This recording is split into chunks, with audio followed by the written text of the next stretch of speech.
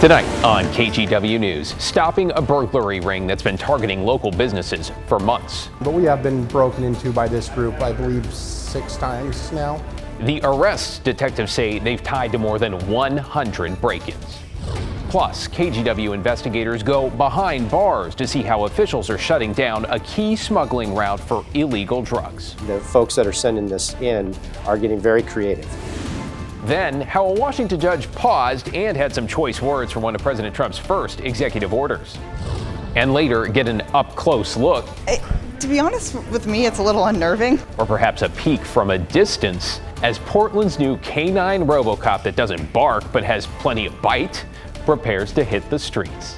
And this is a sea change from what we're able to do.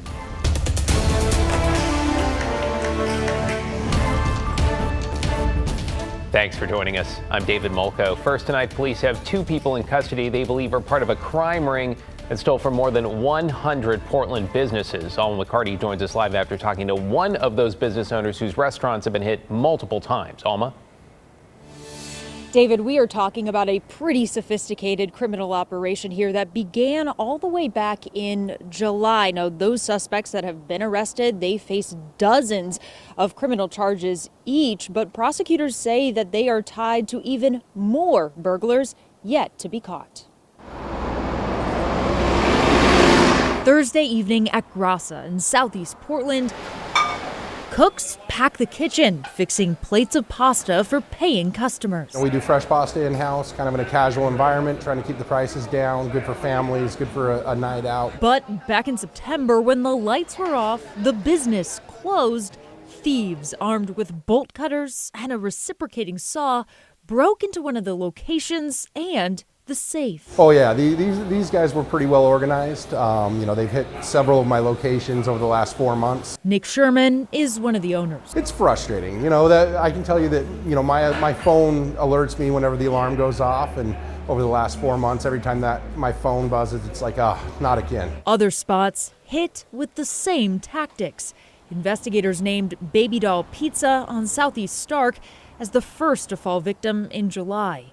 And the same night as the first Grassa break-in, mid-September, video from Old Town Brewing in Northeast caught the same 2 suspects breaking a window, then using that saw to access the safe. They can be in and out in a matter of minutes. They've actually found a lot of ways to circumvent locks. This pattern, shown in several videos from Sherman's businesses, continued on through November and December until police arrested a pair of suspects. 27-year-old Courtney Carlisle and 33-year-old Joshua Lucero. This week, they were indicted on a combined 85 charges, ranging from burglary to aggravated theft to criminal mischief. But investigators believe there are more suspects, all part of a burglary ring of 10 or more. I think this is a great reflection of what happens when, it is that there's no rules type attitude, and that people feel like they can go out with impunity and really damage and steal from these small businesses. On a taping of Straight Talk, Multnomah County DA Nathan Vasquez said his office has been aggressive and active in putting this case together, and that their work isn't over. I believe this is going to have a huge impact on our community in such a positive way. Sherman encourages other owners who've been targeted in this way to say something if they haven't yet reported it. Get in touch with the police department. They are actively looking for these people, and maybe we can get all of them. Now, according to prosecutors, this pair that's been arrested also has criminal cases pending in both Washington and Clackamas County. As for the rest of these folks in this alleged burglary ring, we do not have any suspect descriptions yet. David, back to you. Though it sounds like authorities have plenty of evidence. Thank you, Alma. Get you caught up on tonight's other headlines now. In Gresham, one person was shot and killed at a park this afternoon. This was just after 4. Police found the victim dead in Vance Park, that's off Southeast 182nd in the Rockwood area. The shooter or shooters were gone when police arrived. The major crimes team is now investigating. In Portland, authorities have arrested 2 teenagers they say murdered a man who tried to step in and stop them from stealing a woman's purse. The 15 and 16-year-old are accused of shooting and killing Jonathan Trent in the parking lot of the Gateway Fred Meyer about 10 days ago. Both are charged with murder and robbery. Police say they believe the 16-year-old is responsible for 4 other robberies this month as well. And happening right now, volunteers and outreach workers are out and about in the Tri-County area attempting to count how many people are homeless. It is called a point-in-time count. And while organizers admit it is not fully accurate, they say it is an important step to determine the scope of the area's crisis and to put it into perspective. People are asked where they slept last night, along with details like age, race, and how long they have been unhoused. Camp removals are paused for the week while this count takes place. Okay, we are just a few days into the new Trump presidency with one of his first executive orders now on hold. A federal judge in Seattle today granting a temporary restraining order, pausing the president's efforts to overturn birthright citizenship. That decision came following a lawsuit from several states, including Washington and Oregon. The president wants to limit automatic citizenship to children born to U.S. citizens and green card holders only, not immigrants who are undocumented. The judge today saying President Trump's order, quote, boggles the mind and that it is, quote, blatantly unconstitutional. Here's Washington's AG. And I think what the order today reinforces is that no one individual, not even the President of the United States, can simply erase what it means to amend the Constitution and the process therein.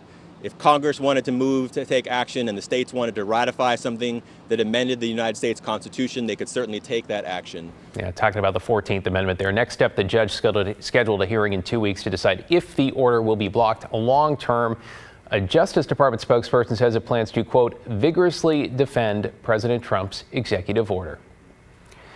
Now to a new tool set to help police across the metro area on some of their most dangerous calls. And while at first glance it may seem a little unnerving, it seems that might be exactly the point. Catherine Cook shows us how Spot is ready to sit, stand, serve, and protect.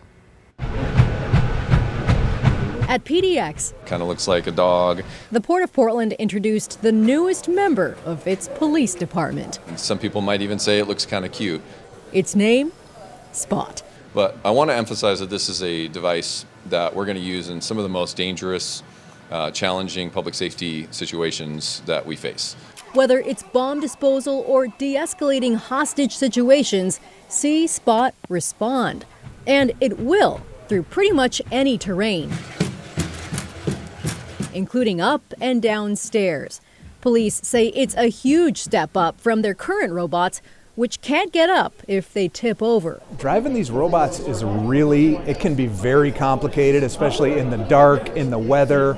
And this robot takes away like 50% of that, so you can really focus on what you're trying to do. Portland Police Sergeant Jim Dufresne heads up the Metro Explosive Disposal Unit. The squad is made up of bomb techs from multiple police agencies. They'll all get to use Spot, though the Port of Portland bought it from Boston Dynamics. They used federal grant money to cover the $150,000 cost. We really appreciate the Port of Portland helping us out with this. Spot can drag up to 50 pounds and is clearly quite strong, but it's not supposed to physically confront anyone. That doesn't mean it's not intimidating. It creeps me out just a little bit, but it's a really cool asset. The more I've been around it, the more I think it's just the like flamingo type legs that kind of just weird me out, but otherwise it's a really cool device. Yep.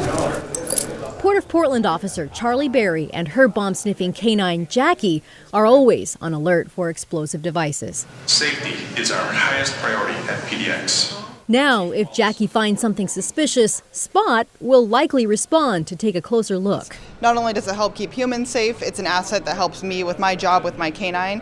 To be clear, Jackie, How do you feel about Spot joining the team? is still top dog around here. Spot is just the one turning heads. It's like Taylor Swift walking through the airport. It is very difficult for that thing to sneak up on anyone. At PDX, Catherine Cook, KGW News.